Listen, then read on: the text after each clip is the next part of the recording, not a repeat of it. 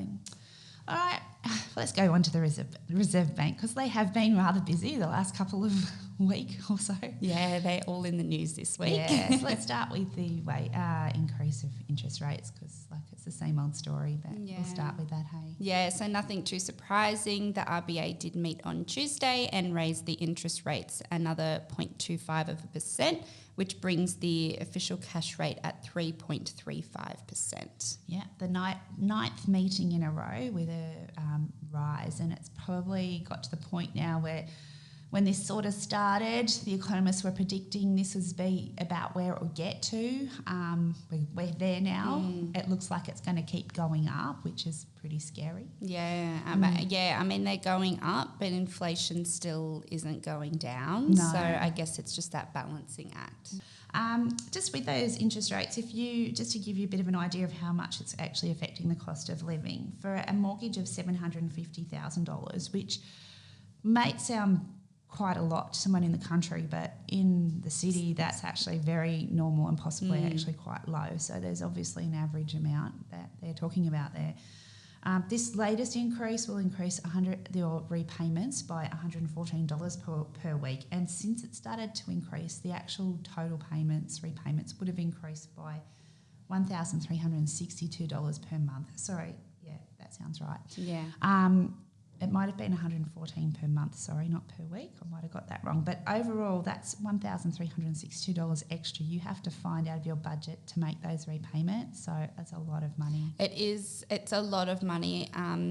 And, you see in the news all of the stories about people that bought a home a few years ago and now they're battling with those interest rate rises and they're really struggling. So it really, really is a tough time for everyone. And I mean, if you do have a mortgage and it's invariable, the average variable mortgage rate at the moment is now topping 6%, which is quite a big jump from where they were sitting 2 or 3 years ago. And there's so many people who are about to fall off the mortgage cliff, as they call it, where their fixed interest rate's going to come off. They expect there's so many people this year where that will happen. They have to go from variable, and that's when I think people are going to really notice it. Like if you've been creeping up slowly, like I know I have a business loan, and feels like every week I'm getting another letter from the bank saying your mortgage payment's going to increase to this much.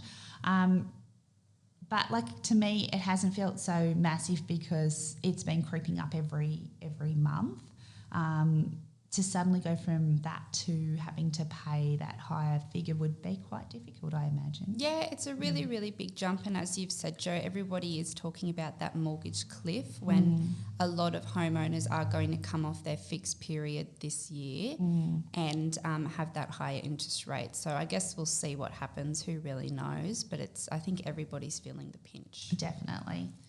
Okay, so also at the Reserve Bank, we had a bit of a story this week came out about the $5 note, and we have spoken about that before when our Queen Elizabeth II passed away. She is the person who's on the $5 note, and we're all wondering what was going to happen with it, and we're still a little bit wondering, but we've got a bit more information about it now. Yeah, so King Charles will not feature on the $5 note. We are going to have an Indigenous First Australian on the $5 note. However, King Charles will still be on the coins, of course, and they are expected to be out later this year. So our Governor, Reserve Bank Governor Philip Lowe, did write to both our Prime Minister Anthony Albanese and our Minister for Indigenous Affairs Linda Burney this week and asked if that would be okay, and that their suggestion was either that or King Charles, and they've been responded to by, I think it was Dr. Tim Chalmers, who said that as long as it honours the cultural and history of the First Nation Australians and assuming that the proper process for inclusive consultation is undertaken, they would definitely prefer that option. So that's where we're going to be heading, and I think that's a good thing. I do. I think it's. I'm excited to see what comes out of it. It's always good to have a bit of a change every now and then. So yeah, something to look forward to. So I'm sure that we'll find out a bit later in the year what it's going to look like. Does not mean that the current notes are not. Yes, they're definitely still legal tender. It's just that they will look different. So.